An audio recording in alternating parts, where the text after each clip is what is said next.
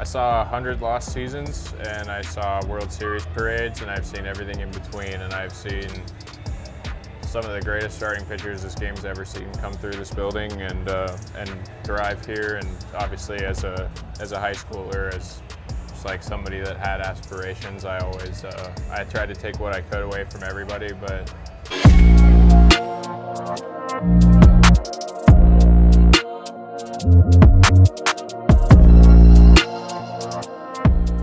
With Astros rookie right-handed pitcher Spencer Arrighetti. Spencer, I always start this off because you have to come from your roots, and baseball-wise, how did this journey start for you? When did it pick up that it was going to become a profession? I mean, I was crazy enough as a kid to tell people back then I was going to do this for a job, and I think I kind of just always believed it a little bit more than I should have, and because of that, I worked extra hard. And I would say, I started playing when I was 11 years old, and I would watch baseball every day on TV. I would make my brothers play with me in the backyard. I got all the video games. I was genuinely obsessed. Like I had one goal in life, and it was do this. And obviously, looking back now, it's like very surreal, and I understand that the statistics were never in anybody's favor to make it this far playing a kid's game, but reality for me is that I was able to, and I'm really, really fortunate, and I'm very thankful. And I think that the journey's been more than I ever thought it could be. And I owe everything I have to this game and to the people that have made it possible for me to keep playing. You're close to the Houston area and going to high school at Cinco Ranch, even college. Navarro. You're a Texas boy, really. Yeah. You did go to Louisiana Lafayette, but a few months.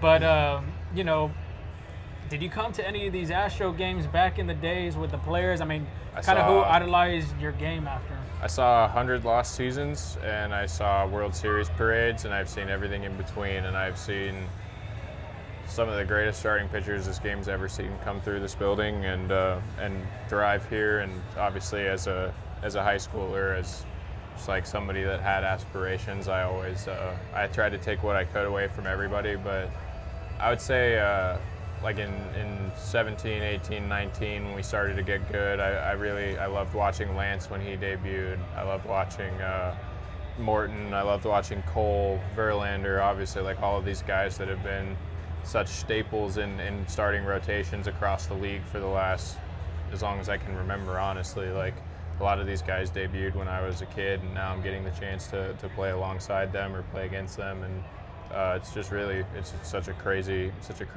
journey to go from sitting in the stands, the same stands that I get to look out at now from the mound instead of the other way around. It's just, it's crazy. And was pitching always kind of like on your radar? That's what you wanted to do, kind of? Yeah, since I was like 12, I've kind of known. I was a pretty good hitter at one point. I never really considered trying to do it in college because it just takes a lot more, honestly.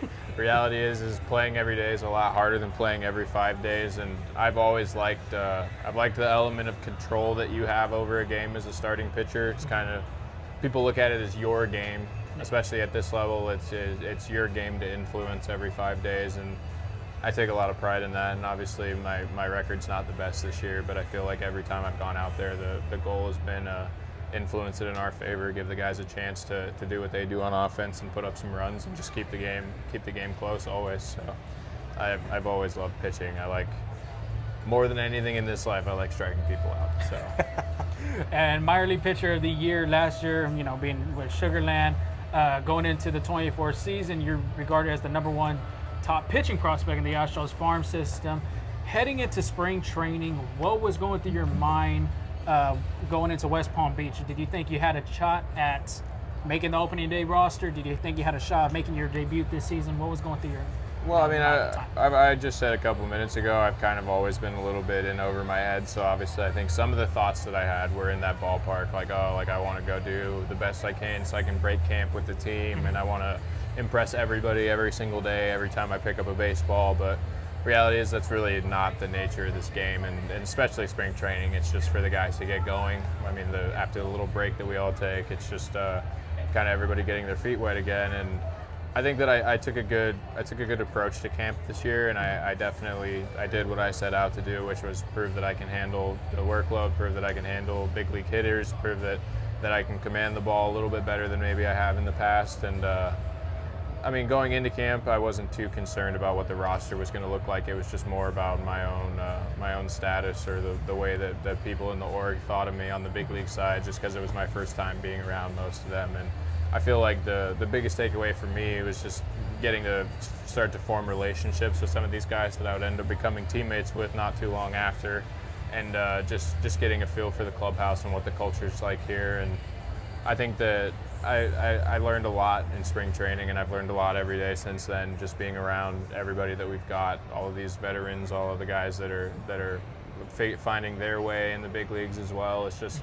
there's been a lot to learn in the process, and obviously I've tried to make this season a lot more about that than anything else, and I think that it's ended up, I've benefited a lot from it because I've been able to learn so much. And like you said, you were in the stands growing up, watching the Astros play, getting drafted by the Astros. Take me to that day when you debuted, though, making your major league debut, getting that call.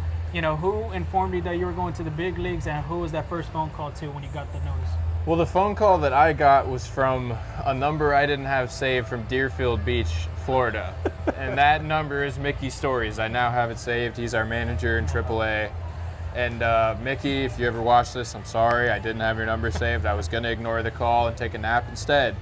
But I'm really glad I picked up the phone, because it was a call telling him I'd actually just flown into Albuquerque, where I was born, and I lived there a little bit at the beginning of my life. And I was supposed to see my grandparents that lived there for lunch, and I had to end up calling them to tell them that I wasn't going to be able to have lunch because I was going to be on a flight to Kansas City to pitch the next night. So it was pretty cool. I mean, I grew up, I was born in Albuquerque and lived there until 2013, and my grandparents still live there, so I do have a bit of a background there as well. Alex Bregman and his younger brother were actually part of the same travel ball organization as I was. Wow. And I grew up around Alex as well, kind of watching him play and watching him become the star that he is today. And Albuquerque meant a lot to me, so it was cool that it happened there, and it was really cool that my family was actually able to come join me in Kansas City as well. So it was a really special experience.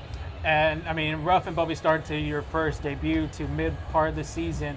You know, a lot of obstacles in your first coming as a rookie, especially. Tell me, who kind of helped you out through them ways? Like, which teammates kind of picked you up and let you know, like, it's still a long journey for you. You're still a rookie. You're still learning. Yeah. You know, what teammates were there, and which pitcher or which teammate, it could even be a teammate, kind of guided you and put you under their wing to help you out? I mean, I think everybody on the pitching side is going to have their 2 cents when when one of our own is struggling, because we all take such pride in our craft and we know it very well. So I would say, like, during the early struggles, at times I leaned too much on my own understanding even, and I think that's why some of them persisted, was just a little bit stubbornness based on me wanting to do what I felt like got me here and not adjusting to the curve necessarily. But I mean, there was a conversation that I had with JV that really changed the way that I thought about pitching, and I truly, since that day, have kind of incorporated that whole conversation into the way that I say yes or no to throwing certain pitches in the game. And Hunter Brown, again, like, kind of dealt with some of the same things that I dealt with in his rookie campaign and in his sophomore season as well. And he's helped me understand how to outlast those struggles, because at the end of the day, we all know what we're capable of doing regardless of what the scoreboard says. And he kind of actually reminded me of something that I had said in an interview when I was in AA after I had a kind of crappy start to 2022.